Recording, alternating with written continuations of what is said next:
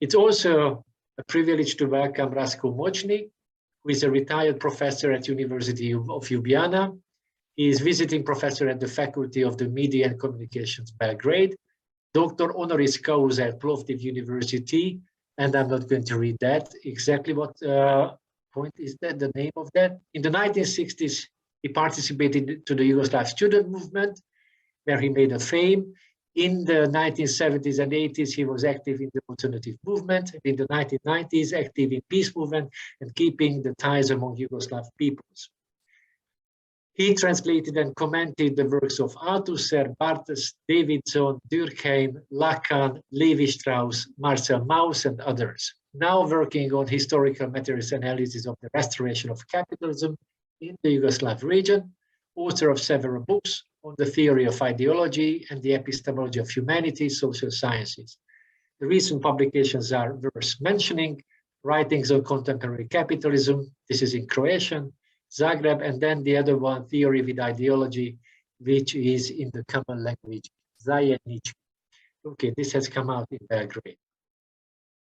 I'll go very schematically, and we'll try to present the thesis that there exists continuity in the class dynamics between the destruction of historical socialisms and what is going on right now, including the war in Ukraine. My experience is mostly Yugoslav, and that's where I also work, trying to produce some analysis. Now, the starting point is that historical socialisms were contradictory social formations, where contradictory processes were going on. On one side, socialist processes, on the other side, capitalist processes. And there was a third kind of processes that were anti-socialist, but nevertheless peculiar, specific to the socialist formations, namely formation and reproduction of various bureaucracies. The overall cohesion of this contradictory social formation was assured by the dominating groups. So we here have a paradox that lasted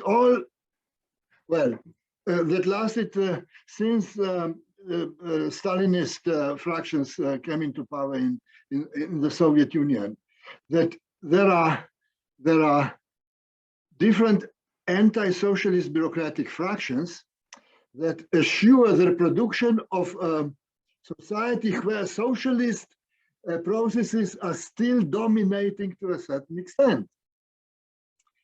And I will go now to the Yugoslav case because it shows very nicely the interlinking of politics and economy and internal economy and world system processes. So in Yugoslavia, there was an antagonistic contradiction between working people and the ruling bureaucracies. The ruling bureaucracies were divided basically into two fractions. One that was political bureaucracy, which was anti-socialist, but specific to socialist formations. The other was high management, which could be also called economic bureaucracy. And that fraction inclined towards capital, supported actually capitalist processes. So what developed with time was contradiction between working people and the managerial fraction of bureaucracy, which was taking increasingly capitalist form.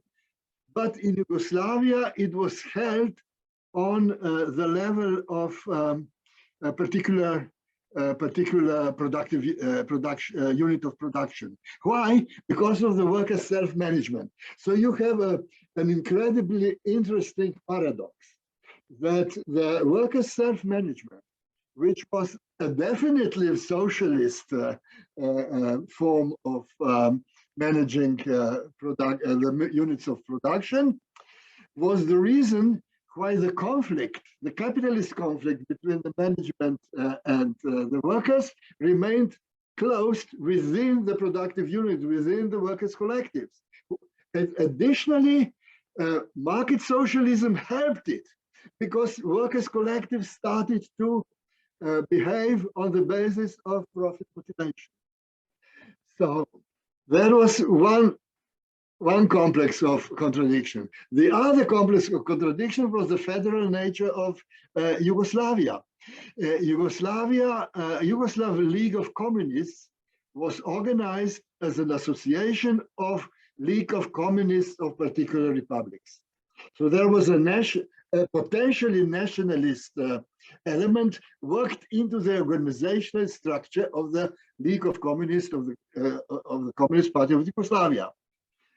Secondly, and more importantly, the sectorial divergences, basically in economy, basically divergences between technologically developed, export-oriented economy of Slovenia, say, and Croatia to a certain extent, and extractivist economy of, let's say, Bosnia and Herzegovina. The sectorial discrepancies coincided with the partitioning of Yugoslavia into federal republics. So you have another germ of conflict, which was not necessarily a national conflict, a nationalist conflict, if you had an organization with a communist orientation, which would control these discrepancies and lessen them with a planned economy. But planned economy in Yugoslavia was abandoned in 1963, even before the market reforms in 1965.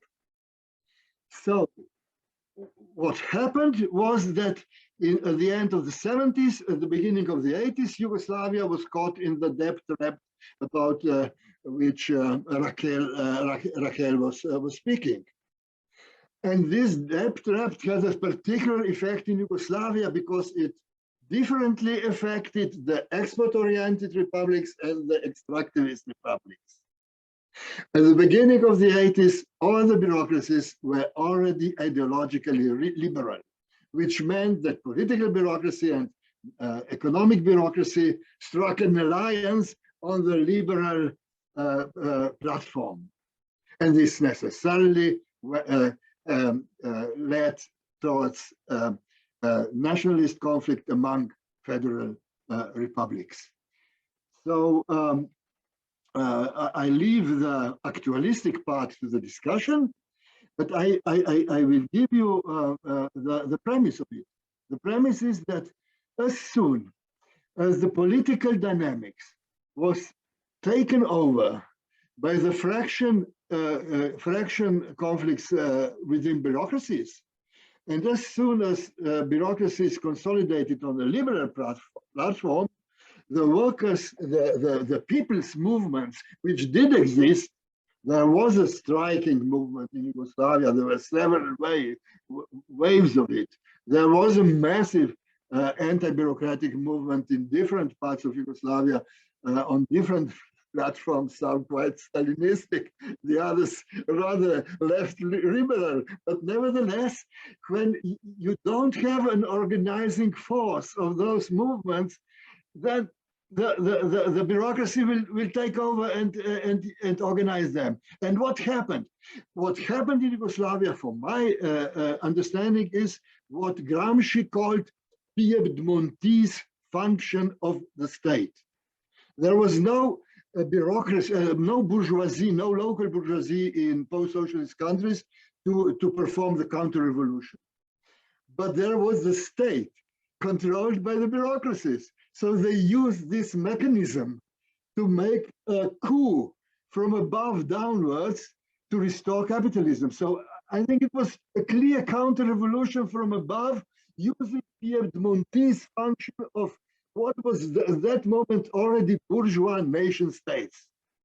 And those bourgeois nation states exist today.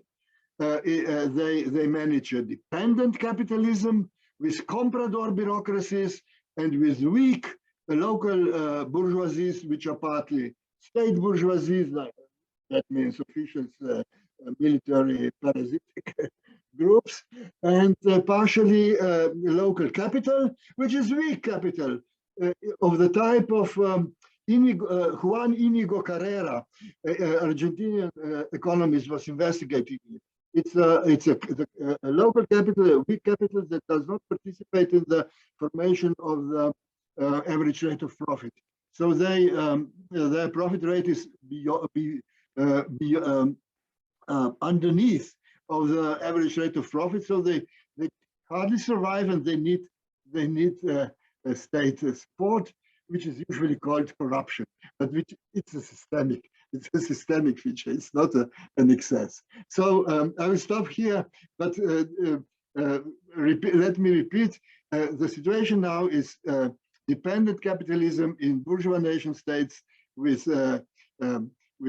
comprador bureaucracy on power, and with a weak with a weak local capital in the Balkans, a stronger capital in Hungary, of course, because it enjoys state support, and with oligarchic type of capital both in Russia and Ukraine.